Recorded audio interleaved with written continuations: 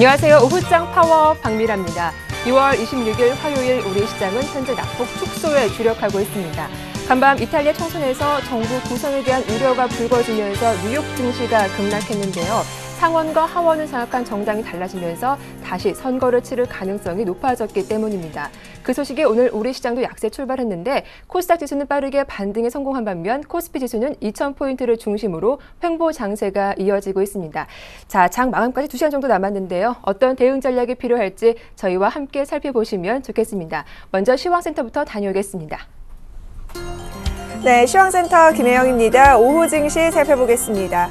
오늘 코스피 지수는 계속해서 하락 흐름이 이어지고 있습니다. 이탈리아 총선 결과로 유로존의 정치 불확실성이 불거지고 여기에 미국 시퀘스터 우려감까지 들어오면서 오늘 지수의 발목을 붙잡는 모습인데요.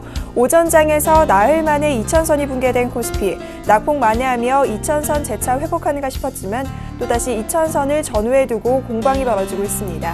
현재 코스피 상황 살펴보겠습니다. 현재 코스피는 0.61%의 내림세 보이며 1997포인트에서 거래 중입니다. 이어서 코스피 수급 상황 살펴보겠습니다. 네, 현재 코스피 시장에서는 기관과 외국인이 매도세 보이며 지수의 하락 부추기고 있습니다. 반면 기관 쪽에서는 1,000억 원이 넘는 매수 물량 나타내고 있습니다. 이어서 코스닥 살펴보겠습니다. 오늘 코스닥 지수 역시 하락으로 장 출발하기는 했지만 이 코스피 대비 코스닥은 빠른 시간 내에 상승 반전 성공한 모습입니다. 이 장중 530선을 터치하려는 시도까지 나타나기도 했는데요. 현재 코스닥 상황 살펴보겠습니다. 현재 코스닥은 0.14% 상승폭이 조금 줄어들기는 했지만 강보합권에서의 거래에 이어지고 있습니다. 현재 코스닥 528포인트의 거래 중입니다. 이어서 코스닥 수급 상황 살펴보겠습니다. 오늘 코스닥 시장에서는 기관과 외국인이 매수 우위 나타내며 지수 상승 견인하고 있습니다. 반면 개인 쪽에서 매도 물량 수뢰하면서 추가적인 지수 상승을 방해하는 모습입니다. 이어서 환율 살펴보겠습니다.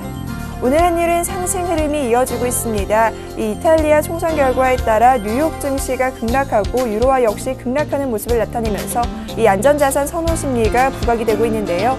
시초가 대비 현재는 상승폭이 조금 줄어들긴 했지만 오름세 이어지고 있습니다. 현재 환율은 1원 90전의 오름세 보이며 1,088원 20전에 거래 중입니다. 이어서 코스피 시가총액 상위 종목 살펴봅니다. 대장주의 삼성전자 0.20% 하락 흐름 이어지고 있습니다. 152만 7천 원에 거래 중이고요. 현대차와 포스코, 현대모비스, 기아차까지 모두 약 보합권에서의 흐름 이어지고 있습니다.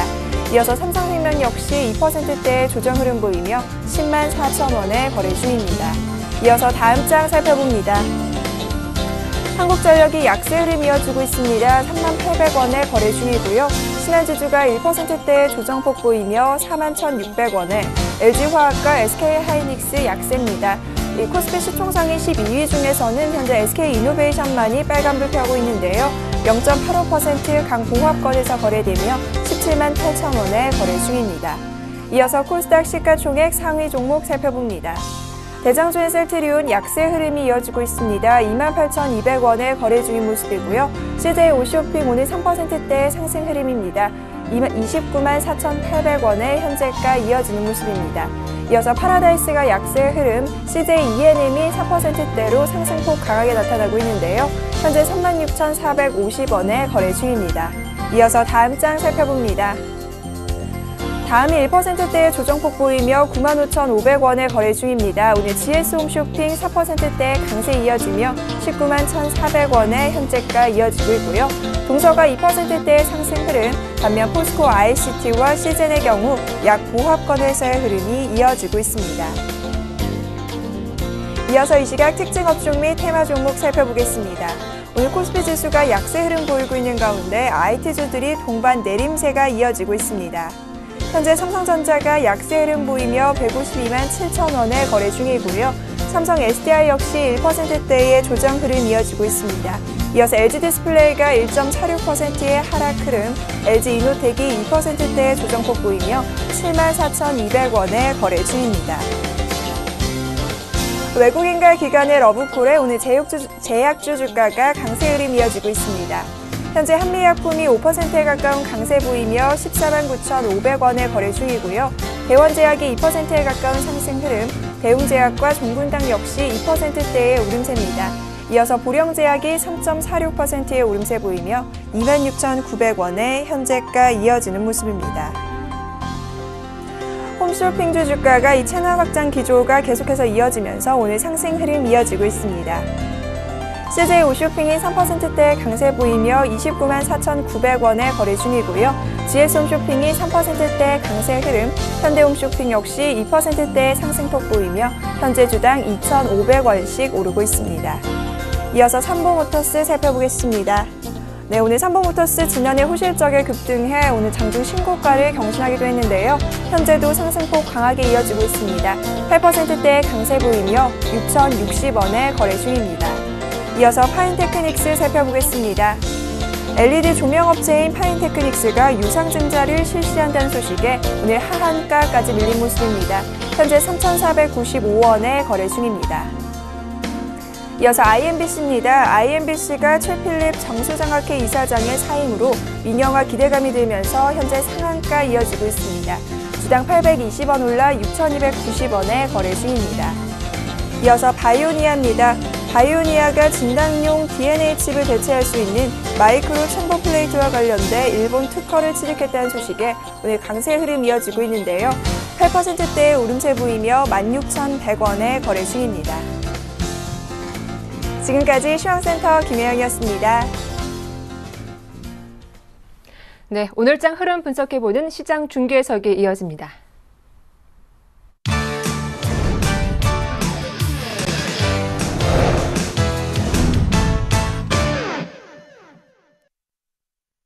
네, 샘플러스 김형근 전문위원 연결돼 있죠. 안녕하세요.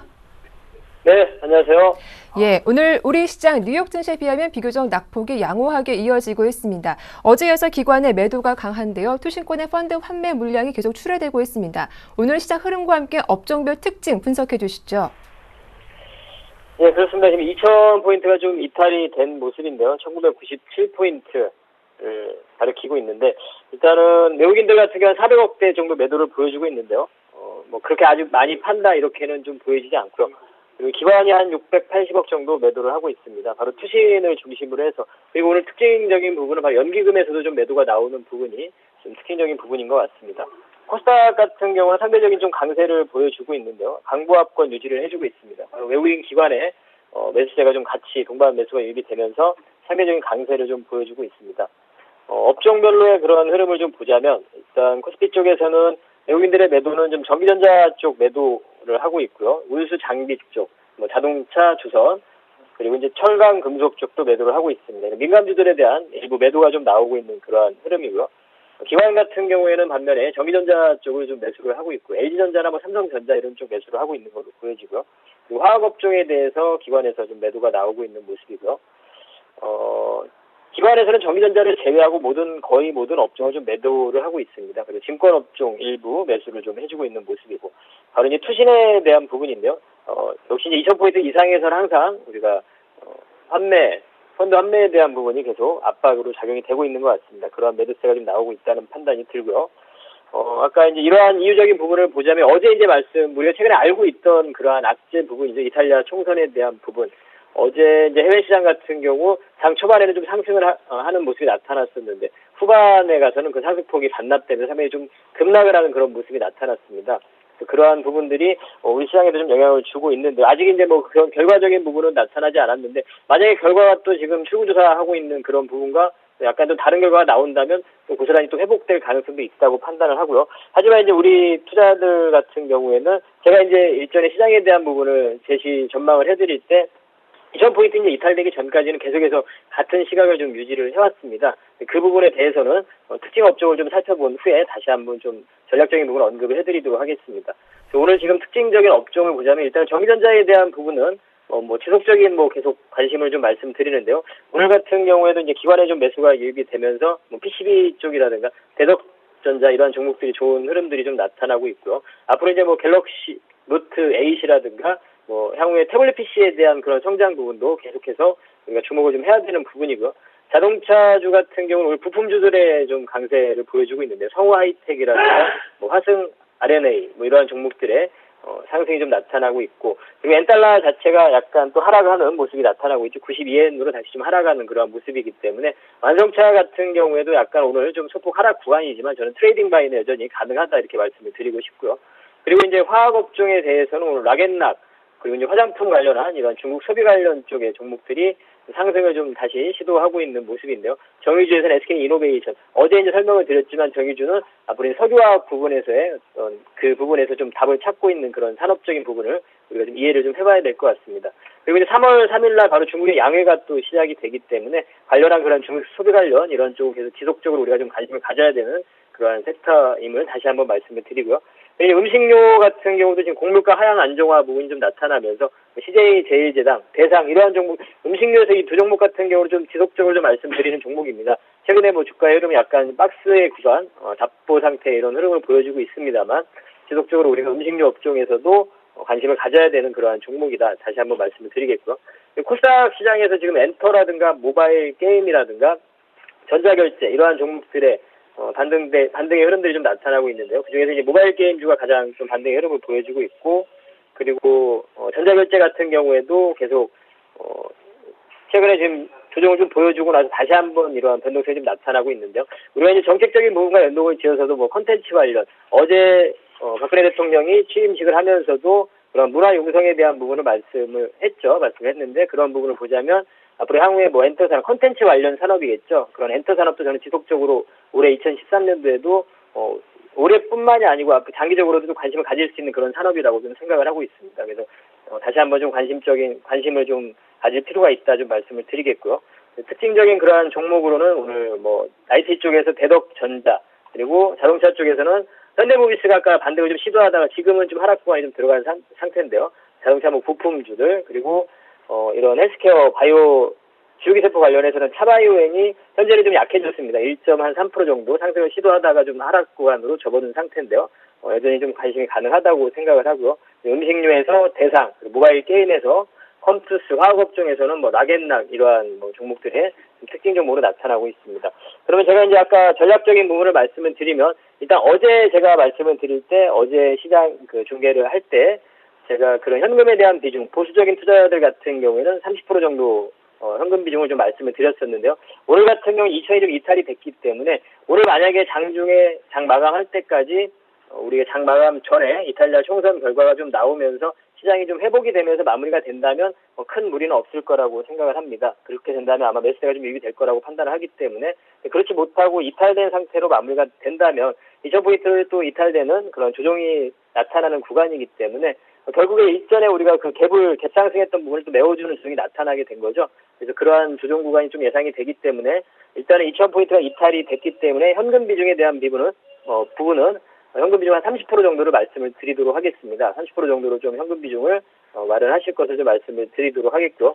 그리고 이제 그렇다면 지수가 2000포인트 이탈돼서 그 현금 비중을 마련한 상태에서 우리가 뭐 앞으로의 이제 시장의 하락을 예측을 하면서 뭐 현금 비중을 더 늘려야 되느냐 그런 관점보다는 저는 오히려 이제 2000포인트가 이탈이 되고 뭐 1975포인트 이러한 한 차례에서 조정이 나올 때는 저가 매수를 또 조율해봐야 되는 그런 구간이 아닌가 판단을 하고 있습니다. 현금을 좀 마련한 상태에서 기존에 이제 민감주들을 좀 보유하시는 분들이라면 일정 그런 종목들을 가지고 좀 비중 관리를 좀 하시면 되겠죠. 비중 관리를 좀 하시면서 그대로 보유를 하시고 뭐 코스닥에 이러한 우리가 정부 정책 관련한 종목들 이런 쪽은 충분히 트레이딩이 가능한 상태이기 때문에 그러한 매매를 병행을 하면서 현금 비중에 대한 부분만 30% 정도 말씀을 드리도록 하겠고요. 그리고 이제 미국의 이제 시퀘스터 부분도 아직 남아있는 그런 악재라면 또 악재이기 때문에 그 부분까지는 현금 비중을 30% 마련한 채로 좀 관망을 해볼 필요가 있을 것 같습니다. 그리고 그런 악재들이 어느 정도 또 불확실성 해소가 된 이후에 다시 2000포인트가 회복이 됐을 때 그때는 다시 한번 또 그러한 비중들 더 늘려 나갈 수 있는 그런 구간이 나타날 수 있기 때문에 일단 현금 비중에 대한 부분은 30% 정도 말씀을 드리겠고요. 그다음에 저가 매수를 조율해봐야 되는 섹터는 여전히 저는 IT 쪽에 대한 그러한 현재 구간에서 저는 뭐 LG 디스플레이라든가 SK 하이닉스라든가 이러한 섹터 쪽으로는 충분히 접근이 가능하다고 생각을 하고요. 관심 종목을 좀 예를 들어서 말씀을 드리면 현 구간에서 우리가 좀 트레이딩 관점에서 접근할 수 있는 종목을 말씀을 드리면 일단은 IT 쪽을 떠나서 뭐 지주사에서 LG라는 종목을 좀 말씀드리고 싶고요. 그리고 자동차 쪽에서 우리가 트레이딩 바이로서 기아차를 좀 말씀드릴 수 있겠고요. 그리고 건설에서는 최근에 제가 계속 최선호주로 말씀을 드리는 삼성물산, 삼성전자의 지분 가치만 가지고도 충분히 접근이 가능하지 않나 이렇게 판단이 되고 있고요. 그리고 정부 정책적인 부분과 좀 연동을 지어서 생각을 해본다면 조기세포 관련한 차바이오웬 이러한 종목과 그리고 이러한 스마트 인프라 관련한 이런 쪽 ICT 산업을 통한 그런 창조경제 육성을 한다는 이런 부분을 얘기를 하고 있는데요. 관련해서 플래닛티넷 이러한 종목들을 관심 종목으로 말씀을 드리도록 하겠습니다. 현금 비중에 대한 비중만 30, 40% 정도 말씀을 드리도록 하겠고요. 오늘은 관심 종목과 함께 이렇게 정리를 해드리도록 하겠습니다. 네, 관심 종목 들어봤고요. 또 전략으로는 현금 비중 30%를 유지하자. 한 차례 조정이 나온다면 저가 매수에 대비해보자라는 말씀까지 잘 들었습니다. 고맙습니다. 예, 감사합니다. 자, 이어서 오늘 하루 증권사에서 어떤 종목 문의가 가장 많았는지 살펴보도록 하겠습니다. 오늘 순서는 KTB 투자증권 압구정 지점의 김근호 과장과 함께합니다. 안녕하세요. 네, 안녕하십니까. 예, 오늘 하루 어떤 종목 문의가 가장 많았습니까? 네, 오늘 이 성우하이텍이라는 종목에 대해서 굉장히 많이 여쭤보셨는데요. 최근에 뭐 성우하이텍이라든지 SL, 평화전공 같은 이 중형 정도 되는 규모의 이 자동차 부품 회사들에 대한 주가 퍼포먼스가 굉장히 좋았기 때문에 이런 부분들에 대해서 좀 문의를 해주신 것 같고, 일단 동사는 범퍼레일이나 사이드 멤버 같은 차체 바디 부품 쪽을 전문적으로 생산하는 업체입니다. 그러니까 뭐 자동차 차체 바디를 전문적으로 생산하는 자동차 부품 회사다라고 생각하시면 되는데, 일단 재평가 시기, 재조명 시기가 도래한 것은 분명히 맞는 것 같습니다. 그러니까 뭐 완성차 대비해서 사실 부품 업체들의 조금 더 프리미엄을 줘야 된다. 부품 업체들의 어떤 글로벌한 전략들, 그리고 세계 시장에서의 어떤 부분들, 인정받는 부분들이 완성차보다 오히려 한 단계 더 좀 긍정적이지 않냐라는 부분들이 있었는데, 일단 최근에는 재평가되고 재조명되는 시기가 도래한 것은 분명하다라는 말씀을 좀 드리고 싶고, 그에 따라서 최근에 굉장히 주가 퍼포먼스가 좀 좋았던 것 같습니다. 그리고 이 과거도 좋았고 미래도 좋다, 이 말씀을 좀 드리고 싶은데, 과거에도 역시나 국내 이 괜찮은 자동차 부품 회사들은 뭐 현대 기아차라는 사실 큰 고객사도 있겠지만 글로벌적으로도 글로벌 회사 뭐 GM이라든지 뭐 여타 독일 회사들에 좀 납품을 하는 실정이었습니다. 근데 이런 부분들이 사실 일본 업체들과 좀 경쟁 관계에 있었는데, 사실 일본 업체들보다 가격 경쟁력이나 기술 경쟁력 부분들이 국내 자동차 부품 회사들이 그렇게 뒤처지지가 않습니다. 그러니까 이런 부분들은 오히려 시간이 가면 갈수록 더욱더 인정받은 부분이 될 수 있을 것 같고요. 오늘 좀 많이 올랐는데 성우하이텍을 매수하시고 싶으신 분들은 13,000원대 정도 오면 일단 5일선까지 13,100원대, 200원대 이 부분까지는 포트를 좀 늘리는 가격대로 좀 이용하셔도 된다라는 말씀 드리겠습니다. 네, 특히 오늘은 중소형 자동차 부품주인 성우하이텍 문의가 많았다라는 말씀 들어봤습니다. 이어서 추천 종목은 어떤 종목인가요? 네, 오늘 대한약품이라는 종목에 대해서 좀 말씀을 드리려고 하는데, 대한약품은 일단은 뭐 주로 병원이나 의원에서 필요로 하는 기초 의약품인 수액제와 앰플제를 생산하고 판매하는 업체입니다. 그러니까 뭐 영양보급이나 치료용 수액제 매출이 전체 매출이 한 80%가량을 좀 차지한다라는 말씀을 좀 드리고 싶은데, 일단 수액제나 앰플제 같은 경우에는 고령화에 따른 수액 기대감이 충분히 있을 수 있다라는 말씀을 좀 드리고 싶습니다. 그러니까 사실 고령화 사회 다음 단계가 고령사회인데요. 아직까지 우리나라는, 대한민국은 고령화 사회로 접어들고 있습니다. 아직까지 뭐 고령사회로 정착한 건 아니기 때문에, 물론 고령화 사회 이후에는 고령사회로 진입을 하게 되겠지만, 일단 향후 앞으로는 고령 인구들이 굉장히 늘어날 가능성이 크다고 좀 보고 있습니다. 그건 뭐 저뿐만 아니라 대부분의 전문가들의 공통된 의견이 텐데, 고령화 사회가 되려면 역시나 본인의 건강이나 이런 부분들에 대한 관심도가 높아지고, 일단 의약품에 좀 의존하는 의존도가 사실 조금 더 높아지게 되는 것은 분명히 사실입니다. 그러니까 대한약품 역시도 이 수액제나 앰플제가 이 건강 증진이나 영양 보급 그리고 치료용으로 쓰이기 때문에 이런 부분들은 사실 좀 기대를 좀 해봐야 된다라는 말씀을 좀 드리고 싶고, 일단 수액제, 그러니까 우리가 흔히 얘기하는 링겔이라고 하죠. 이런 부분들이 대한약품이 좀 가질 수 있는, 향후 고령화 사회에서 가질 수 있는 어떤 근본적인 모멘텀이나 상황이다라는 말씀을 좀 드리고 싶고, 일단 대한약품 같은 경우에는 주가 재평가 시기에 진입한 것은 분명히 맞다라고 생각이 듭니다. 일단 최근에 이 제약업체들의 PER이 평균적으로 한 13배 정도 보고 있는데요. 일단 대한약품 같은 경우에는 아직도 뭐 9배, 10배 수준 정도 밖에 안 되기 때문에, 물론 올해 또 포워드 전체적으로 봤을 때는 더 낮아지겠지만 이런 부분들 감안했을 때는 충분히 좀 더 상승룸 있다라는 말씀 드리고 싶고, 일단 목표가로는 19,000원, 그리고 손절가로는 16,000원, 6,500원 정도 잡으시고 대응하시면 될 것 같습니다. 네, 오늘의 추천 종목이었죠. 대한약품 오늘 종가에서 매수 접근 가능하다라는 말씀까지 잘 들었습니다. 도움 말씀 고맙습니다. 네, 감사합니다. 예, 지금까지 KTB투자증권 김근호 과장과 함께했습니다.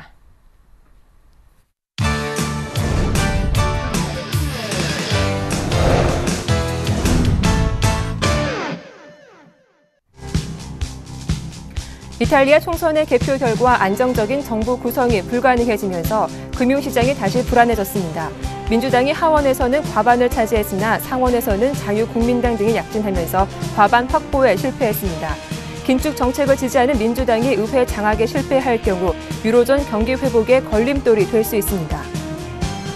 쌍용건설이 오늘 채권단에 워크아웃을 신청했습니다. 쌍용건설의 워크아웃 추진은 2004년 10월 워크아웃을 졸업한 이후 8년여 만입니다. 쌍용건설은 최근 2년 연속 적자를 내며 완전 자본장치 상태에 빠져 상장 폐지 위기에 놓였습니다. 앞으로 워크아웃 추진을 위한 채권단 회의 등 절차가 본격 진행될 전망입니다. 작년 식료품 물가 상승으로 저소득층의 엔겔지수가 8년 만에 최고치를 기록했습니다. 통계청 가계동향조사에 따르면 지난해 소득 하위 20%인 일본인의 전체 소비 지출은 월 평균 125만 4,583원으로 전년보다 2.9% 늘어난 반면 식료품 비주류 음료를 사는 데 쓴 비용은 26만 771원으로 3.4% 증가했습니다. 이에 따라 소비 지출에서 식료품 비용이 차지하는 비중을 뜻하는 엔겔지수는 20.79%로 2004년 이후 가장 높은 수준을 기록했습니다. 네, 오늘의 주요 이슈 현대증권 배성영 연구원과 함께 살펴보겠습니다. 안녕하세요. 네, 안녕하세요. 네, 이탈리아 총선 가장 우려했던 시나리오가 아닐까 싶습니다. 하원과 상원을 주도한 정당이 달라지면서 선거를 다시 치를 가능성까지 높아졌는데 유로존에서는 단기적인 악재가 될 것 같은데요. 예, 그렇습니다. 일단 뭐 하원은 민주당이 승리를 했고요. 상원은 자유국민당이 승리하면서 일단 재선거 가능성까지 부각이 되면서 전반적으로 유로존 리스크가 다시 부각되고 있는 상황입니다. 역시 이탈리아가 성장에 필요한 개혁을 제대로 안수할 수 있을지에 대한 그러한 의구심들이 4월 이탈리아 국채 만기와 함께 같이 맞물리면서 단기적으로는 유로존 리스크가 금융시장의 조정 요인으로서 작용할 가능성이 크다라고 볼 수가 있겠고요. 어제 외환시장 역시 안전자산 선호도가 높아지면서 엔화가 다시 강세로 돌아서는 그런 모습들을 보였습니다. 다만 아직까지는 전체적으로 이탈리아 국채 수익률이 그다지 급등하지 않고 상대적으로 안정된 수준을 보이고 있고요. 역시 지난번 ECB에서 무제한 국채 매입을 하겠다라고 발표한 이후에 유럽의 방화벽들이 아직까지는 상존하고 있기 때문에 이전과 같이 이번 총선 결과가 시장의 리스크로 확산될 가능성은 아직은 크지 않다라고 볼 수가 있겠습니다. 네, 이제 미국의 시퀘스터 발동까지 4일 정도 남았는데요. 오바마 대통령 발등에 불이 떨어졌다고 볼 수 있겠죠. 이 간밤 각 주지사를 만나 의회에 압력을 넣어달라고 요청하기도 했던데 현재 상황은 어떻습니까? 예, 역시 계속해서 지출 삭감 분야에 있어서 공화당과 민주당 간의 그런 이견이 계속되고 있는 상황입니다. 역시 이제 시퀘스터가 발동된다 그러면 역시 미국의 국방부와 행정부의 그런 재량 예산이 연간 550억 달러씩 줄어들게 되고요. 그에 따라서 GDP가 약 최대 0.5%까지 하락하는 그런 단기적인 경제 위축이 불가피한 상황으로 볼 수가 있겠습니다. 다만 역시 이제 협상이 타결되는 것이 최선책이겠지만 현실적으로는 4일밖에 현재 남지 않은 상황이란 점에서 역시 차선책은 시퀘스터 발동을 연기하는 그런 수순이 될 수가 있겠는데요.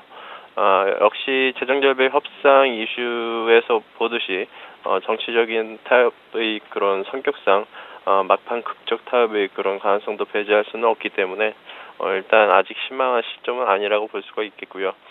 이러한 우려감들을 어제 미국을 포함한 미국 증시와 유럽 증시가 동반적으로 함께 반영을 했기 때문에 추가적인 금융시장의 그런 변동성을 확대시킬 것으로는 예상하고 있지는 않습니다.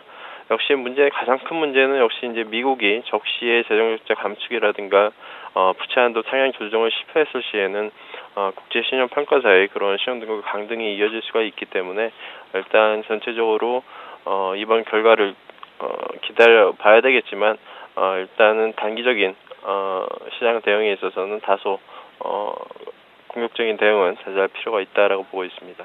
네, 현재 오후장 갈수록 코스피 지수가 낙폭을 조금 더 키우는 모습인데요. 투자 전략을 세워본다면 조정을 받고 있는 대형주 매수를 해봐야 할지, 상대적으로 안전한 코스닥 쪽에 눈 돌려봐야 할지 오늘 전략 좀 부탁드립니다.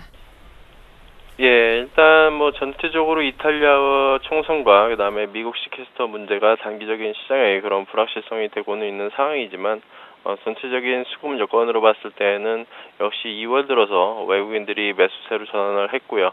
어제 글로벌 증시가 다소 큰 폭의 조정을 받았지만 오늘 외국인 매도 규모는 상당히 제한적인 규모에 그치고 있기 때문에 일단 추가적인 조정 압력은 크지는 않을 것으로 보고 있습니다. 21선 내외인 1970 후반이나 1980선 정도에서의 단기 지지력이 확인될 가능성이 일단은 커 보이는 상황이고요. 이번 이태리 총선 이후의 그런 엔화 흐름이 상당히 강세로 돌아서면서 상대적으로는 우리 국내 기업 수출주에 유리한 방향으로 외환시장의 분위기가 흘러가고 있다는 점에서 국내 증시가 글로벌 증시 대비는 상대적으로 견고한 하방 경직성을 유지해 줄 것으로 보고 있습니다. 그에 따라서 전체적인 전략에 있어서는 조정 시 업종 대표주에 대한 매수 관점을 유지해도 나쁘지 않을 것 같고요. 역시 단기적인 측면에 있어서는 전반적인 지수의 그런 정체된 분위기 속에서 신정부 출범과 함께 테마주로 떠오를 수 있는 코스닥 IT 종목에 대한 관심이 좋을 것으로 보고 있습니다. 업종 대표주 조정이 나온다면 매수 관점으로 대응하는 건 유효하다라는 말씀까지 잘 들었습니다. 도움 말씀 고맙습니다. 네, 감사합니다. 네, 지금까지 현대증권 배성영 연구원과 함께했습니다.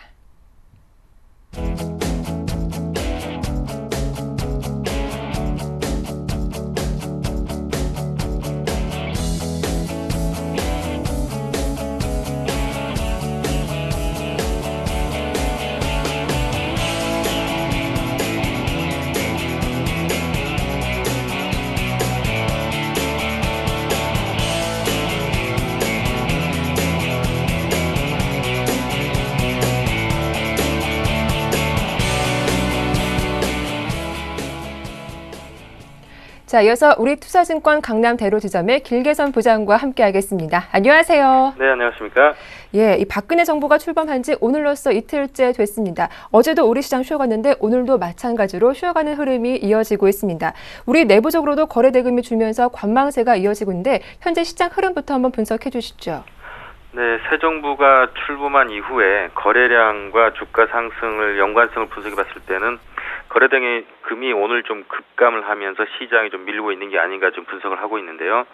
시장 내 자체 체력이 보강되지 않은 상황에서 외생 변수에 의한 변동성이 크다고 보시면 될 것 같고, 주가의 빠른 회복을 위해서는 과감한 통화 정책 수단이 강구되지 않는 이상 큰 변동성을 보이기 어려울 것으로 전망합니다. 그 얘기는 지금 당장 정부에서 과감한 통화 정책을 만들어내기는 어렵다고 보셔야 되기 때문에 시장의 변동성 자체가 불리하게 움직이고 있다 이렇게 보셔야 될 것 같고요. 방어주 중심의 답답한 장세입니다. 즉 의료종밀이나 음식료, 전기가스 등의 철저한 방어주 섹터 중심으로 일부 플러스를 보이고 있지만 시장 영향력은 거의 없는 상황이다 이렇게 보시면 될 것 같고요. 코스닥 쪽으로 IT 부품 중심의 제한적 상승만 좀 나오고 있는 것 같습니다. 최근에 이제 움직이는 종목들 거래소 쪽에는 현대증권이나 기업은행, 신한지주, 일부 금융주만 움직이고 있기 때문에 전체적으로 거래소 시장 자체적으로는 약간 좀 약세 국면이고 코스닥 시장 그나마 개별 종목 중심으로 시장의 유동성이 유지되고 있기 때문에 IT 부품주 쪽에 대한 제한적 상승이 나타나고 있다고 보시면 되는데요. 금융시장 자체가 바로 회복되기에는 좀 어려운 관점이 결국은 외국인과 기관의 순매도 속에 개인의 순매수 가지고는 시장 버티기가 힘들고 또 파생 시장의 외국인 선물 매도와 함께 베이시스 회복 강도는 그렇게 약하기 때문에 지금 시장은 이러한 흐름이 이번 주까지는 계속 될 것 같다고 보셔야 될 것 같습니다. 네. 이 주가의 빠른 회복을 위해서는 과감한 통화 정책 수단이 필요하겠다. 자, 그럼 이런 박스권 장세에서 어떤 대응 전략이 필요할지 오늘 투자 전략 들어보겠습니다. 아까도 제가 파생시장 간단하게 언급드렸는데요. 베이시스라든지 미결 약정의 큰 변화가 거의 없습니다.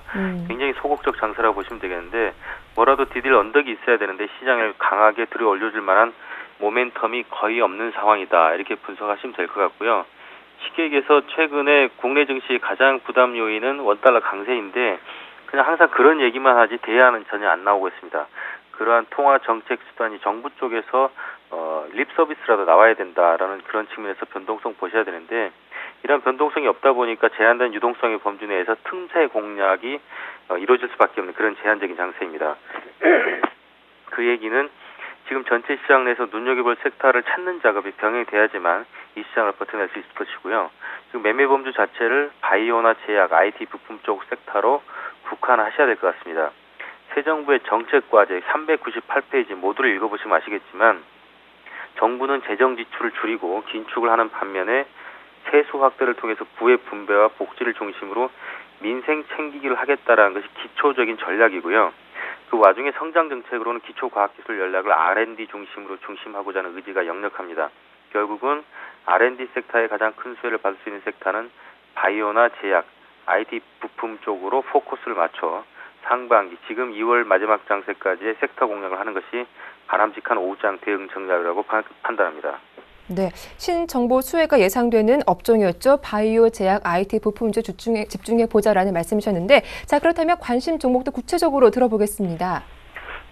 사실 굉장히 범주가 큰 섹터이기 때문에 이것을 뭐 국한해가지고 어느 종목을 무조건 갈 것이다라고 보기는 어렵지만 지금 제가 얘기 드린 관심 종목들 관심 그 종목 란에다가 다 포함시켜 놓고 보시면서 대응하시면 될 텐데요.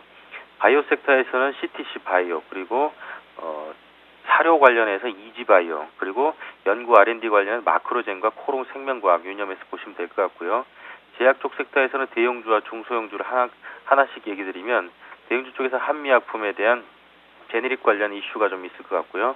네오팜에는 복지정책 관련 수혜주로 관련해서 보시면 될 것 같고요. IT 부품은 철저하게 최근에 물론 이제 스마트폰 관련주들 계속 얘기 나오고 있지만 저평가된 낙폭과대 가격 메리트가 있는 종목으로 LB세미콘과 넥스트아이를 추천드리겠습니다. 네, 오늘 말씀 잘 들었습니다. 고맙습니다. 네, 고맙습니다. 네, 지금까지 우리투자증권 길계선 부장과 함께했습니다.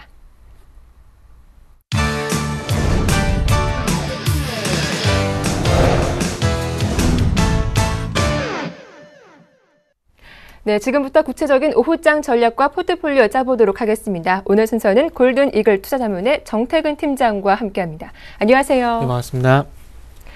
예, 오늘 코스피 지수가 2000선을 중심으로 횡보하다가 현재 낙폭을 조금 더 키우고 있는 모습입니다. 이탈리아 우려에다가 이 투신들의 펀드 환매 물량까지 부담이 되고 있는데 코스피 지수가 5일선 아래에서 현재 움직이고 있는 상황이죠. 좀 낙폭이 더 이어질까요?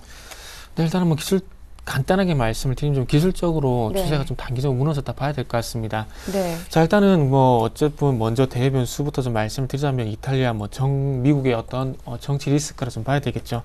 일단은 이탈리아 같은 경우에 일단 지난주 이 시간에도 말씀드렸지만 누가 되더라도 그게 상관은 없을 겁니다. 제가 프랑스 대통령 선거를 예를 들면서 말씀을 드렸었는데 그때 당시에도 그 사르코지가 아닌 올랑드 대통령이 되게 된다면은 긴축 노선을 탈피하게 되면서 어떤 정치적 리스크 부각이 될 것이라 그런 얘기 나왔었지만 실질적으로 대통령이 당선이 되고 난 이후에 어떤 독일과 협조체제 강하게 굳건이 됐었거든요. 그래서 이번에 베를루스코니가 만약에 되더라도 여기에 대한 어떤 일시적인 리스크, 그러니까 긴축이 아닌 조금 어떤 증세에 대한 부분도 좀 있을 겁니다, 분명히. 그래서 베를루스코니 같은 경우에 소득세 작년에 걷었던, 그러니까 2012년도에 걷었던 소득세를 반환을 하게 되면서 추가적인 어떤 세금 감면에 대한 얘기들을 하고 있는데요. 그래서 이런 부분들이 추가적으로 더 큰 어떤 증세로 이어질 것이라는 부분들이 좀 우려감이 될 수 있겠죠. 지금까지 유럽 유럽이 잘 버틸 수가 있었던 이유가 아무래도 긴축인데 이 긴축론에서 벗어날 것이다. 그러니까 유로존 그 20위 내의 어떤 통제권에서 벗어날 것이라는 그런 우려감 때문에 시장이 좀 이렇게 흔들리는지 좀 보시는 게 맞을 것 같아요.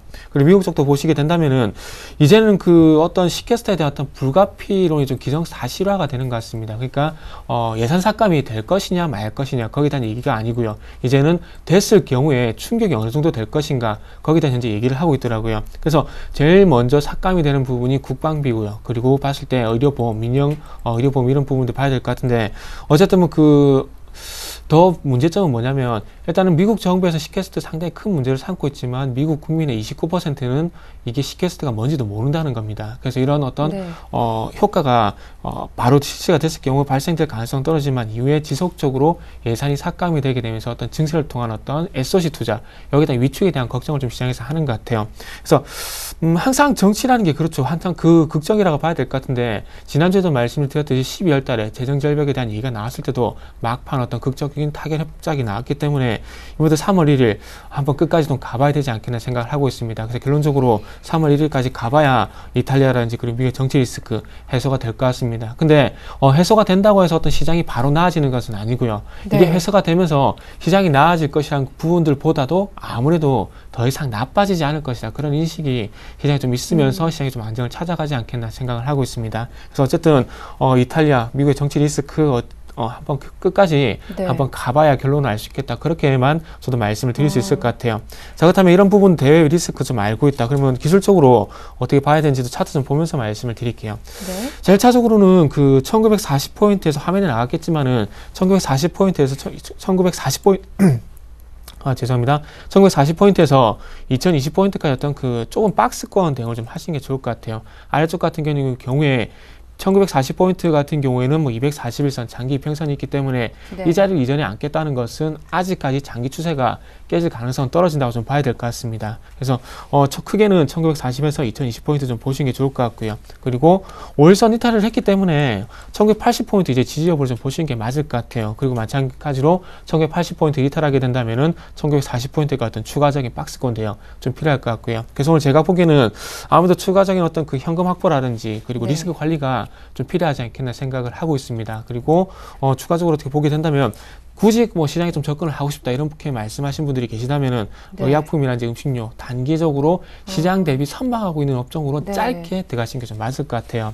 그리고 투자자별 매매 동향을 좀 보고 싶은데요. 저는 오늘 그 선물이 아무래도 그 매수 쪽을 조금 유지를 하다가 내일 쪽에서 좀 매도로 전환이 되지 않겠나 생각을 했는데 이미 장중에 선물이 매도로 전환이 됐습니다. 지난주 이 시간에 선물의 중요성 한번 말씀을 드렸었죠. 그래서 선물이 내일 쪽에 매도로 전환이 되면서 시장 추가 하락이 좀 나올 것을 생각이 됐는데 어쨌든 오늘 선물이 매도로 전환이 됐기 때문에 오늘 시가도 깰 가능성 분명히 있을 것 같습니다. 그래서 제가 오늘 드리고 싶은 결론은 어쨌든 리스크 관리, 현금 확보에 대한 부분들을 좀 주력하자 이런 부분들을 마지막으로 말씀 좀 드려보도록 할게요. 일단 리스크 관리가 중요하다, 현금을 확보해야겠다라고 말씀하셨는데 이 현금 비중은 어느 정도 유지하는 게 지금 가장 좀 좋을까요? 네, 그 부분은 뭐 바로 뭐 손질이 된다거나 아니면 장기적으로 물려 계신 분 좀 틀리겠죠. 일단 뭐 장기적으로 물려 있으신 분들 같은 경우는 뭐 현금 확보가 좀 의미가 없을 것 같아요. 의미가 없을 것 같기 때문에 그런 분들 좀 제외를 하고요. 최근에 1940포인트에 들어가셨던 분들을 전제로 좀 말씀을 드릴게요. 1940포인트를 전제로 들어가신 분들은 지금 만약에 현금 비중, 뭐 주식 비중이 어떻게 되는지 모르겠지만 지금 가지고 있는 주식 비중의 한 60% 이상을 좀 줄이시는 게 낫지 않나 그렇게 좀 말씀 좀 드려보도록 할게요. 네, 단기적으로 대응할 때는 의약품과 음식료 업종이 좀 유망하겠다라는 말씀해 주셨는데 오늘의 관심 종목도 한번 살펴보도록 하겠습니다. 어느 업종에서 갖고 오셨는지요? 네, 좀 힌트가 나왔을 것 같은데 의약품, 제약업종에서 가지고 나왔습니다. 한미약품이라는 종목 좀 준비를 했는데요. 이 종목도 한 비중 15%의 투자기간 한 2개월 정도 좀 보도록 하겠습니다. 뭐 물론 목표가가 빨리 달성이 된다면 수정이 될 가능성도 있다고 봐야 되겠죠. 자, 일단은 뭐 제약업종 같은 경우 이런 부분을 좀 보시는 게 좋을 것 같아요. 자, 정부에서 고령화 대책으로 인해서 의료기기 업체들의 어떤 R&D 투자를 확대시키겠다는 그런 얘기가 나왔는데요. 근데 이런 부분이 의료기기뿐만 아니라 제약업종 쪽으로 이어질 가능성은 분명히 있다는 겁니다. 자, 의료기기뿐만 아니라 아프면 어디 갑니까? 병원에 가죠. 그리고 나서 뭘 탑니까? 약을 타죠. 그러기 위해서는 어떤 빠른 효과 개선을 위한 어떤 R&D 투자 분명히 있을 것이라는 겁니다. 그래서 거기에 대한 뭐 동아제약이라든지 한미약품 이런 회사들, 녹십자 이런 회사 볼 수 있는데 지금 어쨌든 추세를 봤을 때 뭐 한미약품이 제일 괜찮기 때문에 갖고 나왔다 좀 보시면 될 것 같고요. 그리고 고령화 대책으로 인해서 최근까지 조금 그 주가의 압박이 됐던, 그러니까 의약업종의 어떤 악재가 됐던 그 약가인에 대한 어떤 압박이 조금 해소가 될 가능성도 분명히 있을 것 같습니다. 그러니까 규제 리스크에 대해서 좀 벗어날 가능성이 있다고 좀 봐야 되겠죠. 그래서 그런 부분들 먼저 한번 보시고요. 이 회사 같은 경우에 그것뿐만 아니라 회사 자체로 보게 된다면 항암신약이 지금 이제 미국에서 임상 1상을 현재 거쳤습니다.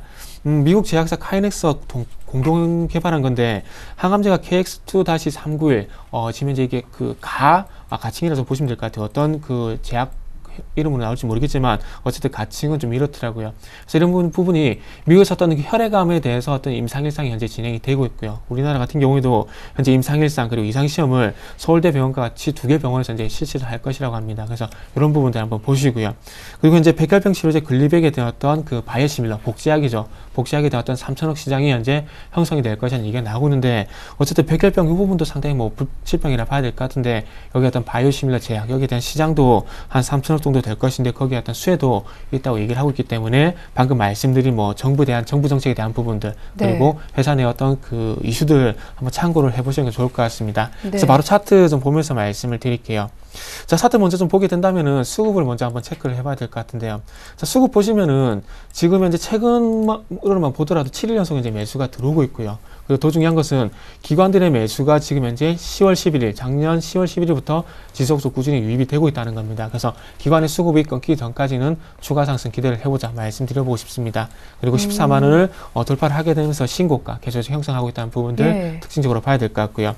그래서 매수가를 오늘 한 4.5% 정도 떠가지고 좀 부담스러운 부분이 없지 않아 있습니다. 하지만 추세가 강한 말, 그러니까 달리는 말에 올라타는 얘기가 있죠. 그렇기 때문에 한번 매수를 해보도록 할게요. 그래서 현재가 19만 5천 원에서 한 14만 8천 원 가격 줄지 모르겠지만 14만 9,500원에서 14만 8천 원 정도 한번 말씀드려보고 싶고요. 목표가는 매수가 대비 한 10%, 16만 5천 원 말씀드려보고 싶습니다. 그리고 손절가는 자 최근에 돌파한 자리죠. 14만 원 손절가 한번 제시를 해보도록 할게요. 네, 이미 뭐 신고가를 경신하고 있는 종목이어서 다소 좀 부담스럽긴 하지만 이 종목 기관의 매수세가 꾸준히 이어진다면 추가 상승도 가능하다라는 말씀이신 거죠? 네, 그렇죠. 신고 계속 형성이 되고 있기 때문에 이 힘이 계속 좀 이어질 것 같습니다. 네, 알겠습니다.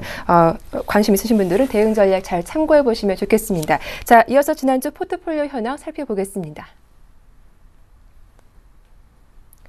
네, 현재 현금이 35%로 담겨 있습니다. 대주산업과 서부 T&D 그리고 코덱스 레버리지가 15%씩 있고요. 삼성 테크인이 비중 20%입니다. 수익률도 체크해보죠.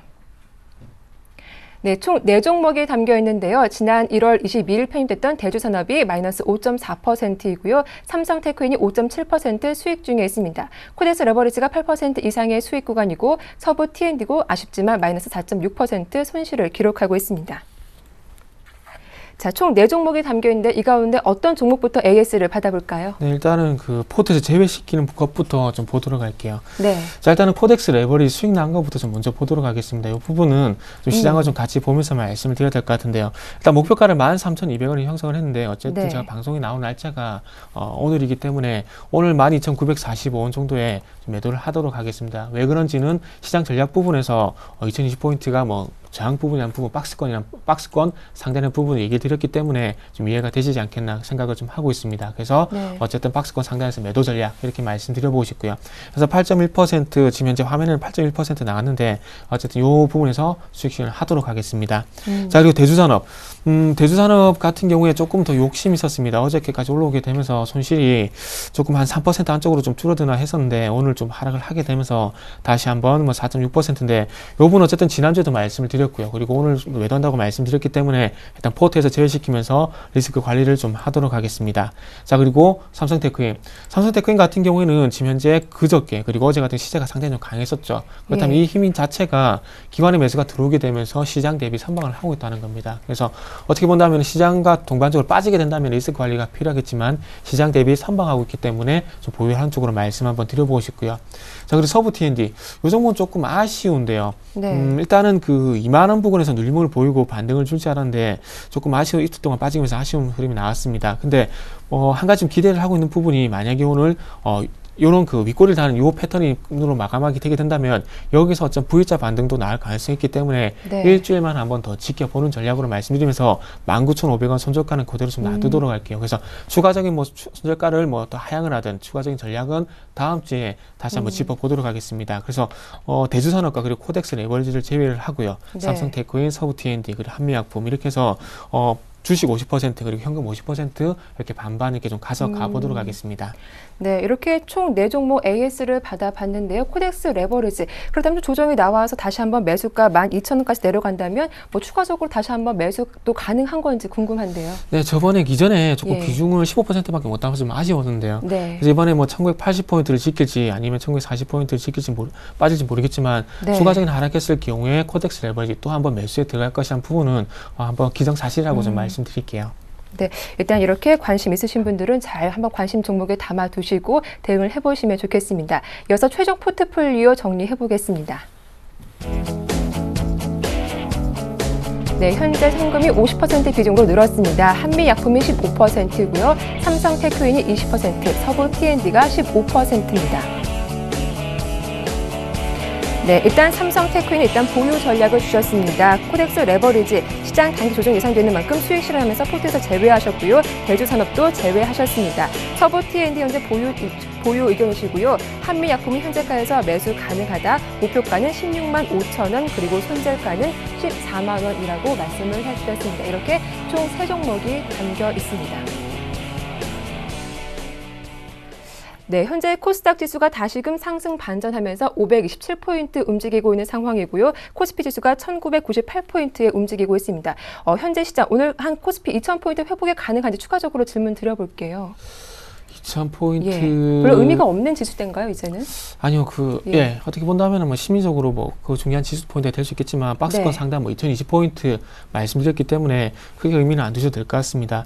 그래서 이 부분은 그 어떤 게 변수냐면은 선물 시장이 좀 변수가 좀 될 것 같습니다. 아침 시장에 그 2000포인트를 회복했을 때 원동력이 네. 어제 선물 매도가 나왔었지만 선물이 어떤 매수가 전환이 되게 되면서 2000포인트 회복이 됐었지만 지금 현재 화면을 보신 바와 같이 선물 동향이 아래 나가고 있죠. 선물이 매도로 전환이 되게 되면서 시장이 지금 현재 윗꼬리를 달고 있다는 겁니다. 그렇다면 2000포인트를 회복하기 위해서는 아무래도 장 후반까지 얼마만큼 선물 매도폭을 축소를 시키냐가 아무래도 좀 중요하지 않겠나 이렇게 생각을 하고 있습니다. 그래서 선물 시장에서 계속해서 강조를 한 이유는 선물 시장이 최근에 지수와 상당히 연동이 돼 있기 때문에 다시 한번 좀 강조를 해보도록 할게요. 그래서 장 후반 쪽에 만약에 선물 매도폭을 확대를 시킨다면 내일까지 이 부분이 이어질 가능성이 상당히 크다 좀 봐야 될 것 같고요. 그것이 아니라 장 후반 쪽에서 선물 매도폭을 축소를 시킨다면은 내일 그래도 조금은 그래도 기대를 해봐도 되지 않겠나 이렇게 좀 나눠서 좀 말씀 좀 드려보도록 하겠습니다. 네, 일단 외국인의 선물 매도 규모가 오후장 갈수록 좀 줄어드는지 그 여부를 잘 체크하면서 대응해 보자라는 말씀 들어봤습니다.